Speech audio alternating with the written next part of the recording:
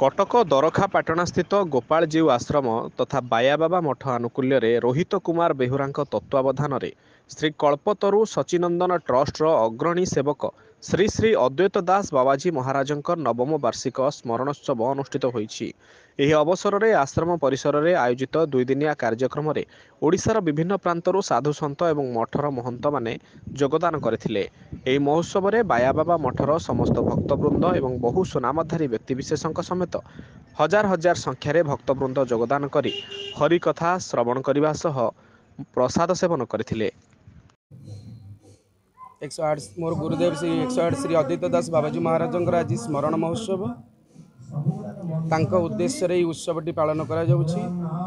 श्रीपाद नामाचार्य बाबांकर अंग सेवक मध्य आमर गुरुदेव थिले। देह छाड़बार बोधे सप्तम वार्षिक नवम वार्षिक महोत्सव एवं नामाचार्य बाबांकर गोटे मुख्य उद्देश्य थिला नाम प्रचार। कलिजुगे नाम रूपे साक्षात भगवान तेणु साक्षात भगवान ये प्रकट होती। एमती तो अखंड नाम चली किंतु उद्देश्य यही उत्सवर उद्देश्य काली अधिवास आरंभ होती। आज नाम चली एवं आज गोटे कल्पतरु सेवा संघर साधारण अधिवेशन गोटे मीटिंग रखा जाइछि। कारण बाबा कही बाया ही संघ संघ ही बाया।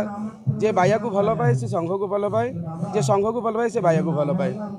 तेणु आज से उद्देश्य गोटे मीटिंग रखा जाइछि। आमर एठिकार परिचालक बड़ गुरु भाई श्रीजुक्त श्यामानंद दास बाबाजी अध्यक्षतार एठी आमर चली अधिवेशन मीटिंग चली। समस्त माने दरगापाटना शाखा संघर समस्त कर्मकर्ता वृंद एथिरे साहाय्य सहयोग एवं ग्रामवासी वृंद मध्य दरगापाटना ग्रामवासी वृंद मध्य समस्ते साहाय्य सहयोग करुछंती। बाबांकर एटा होची एबे नुह आमर सनातन धर्म प्रचार अनादि कालू चली। तेणु बाबा से प्रचार गोटे माध्यम रखी सेवा संघ। प्रति ग्राम रे शाखा संघ अच्छी। शाखा संघ माध्यम सेवा आमर नाम प्रचार होउचंती।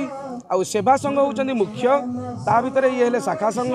तेणु सेवा संघ आज शाखा संघ मानक ये डाकिकी गोटे मीटिंग आयोजन कर अधिवेशन मीटिंग रखा जाइए। से मीटिंग गोटे आज आम भावुँ बाबा कृपारू यहाँ निश्चित सफल हम एवं बाबा समस्त कृपा आशीर्वाद वर्षा करेंगे।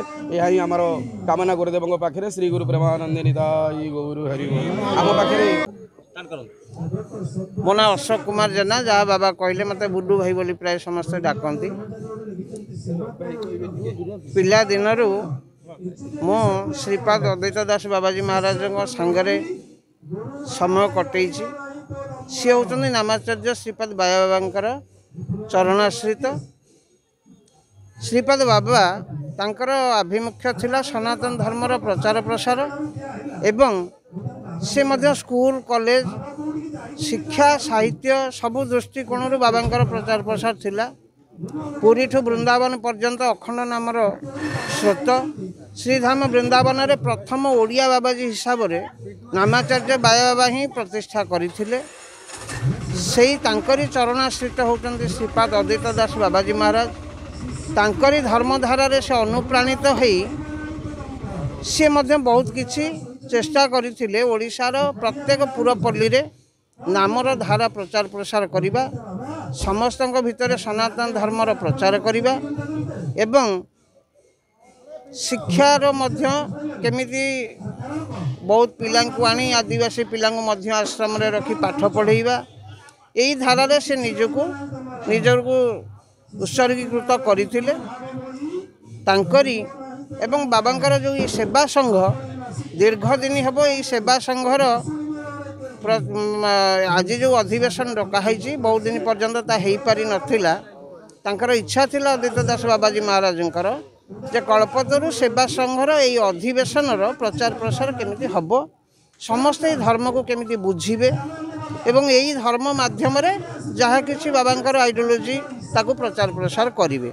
सी थिले प्रथम तांकर आज नवम वार्षिक उत्सव रे सी आज तांकर इच्छा शक्ति आज दरगापाटଣା मठरे यही सेवा संघर कर्मकर्ता मानक द्वारा ग्रामवासी मानक द्वारा कुजंग ठारू आरंभ करी पंचुटिकरी पर्यंत भद्रक प्रत्येक जिलार शाखा संघर सभ्य मैंने आज आसी समस्ते आज गोटे लगुच कल्पतरु जगत आज बोधे एकाठी हो जाइए एवं बाबांकर से जो स्वप्न सेवा संघ थिला से संघ माध्यम पुणी आउ थे संघबद्ध हो कल्पतरु धर्मर नाम प्रचार प्रसार सार्थक एरसमा जगतसिंह तो नामाचार्य बाबा मु तो बाबा प्रकट समय तो थी एबे भी अच्छी जो सेवा संघ गठन करते 1969 मसीहा केवल तांकर जो अनुष्ठान जीवजगत उद्धार कल्याण निमित्त से गठन करिगले अखंड नाम प्रतिष्ठा करिगले से अखंड नाम प्रतिष्ठा जीवजगत उद्धार पाइबे केवल नाम द्वारा कली कबलित जीव मैंने से पूरपल्ली से अखंड नाम प्रतिष्ठा करिगले सुदूर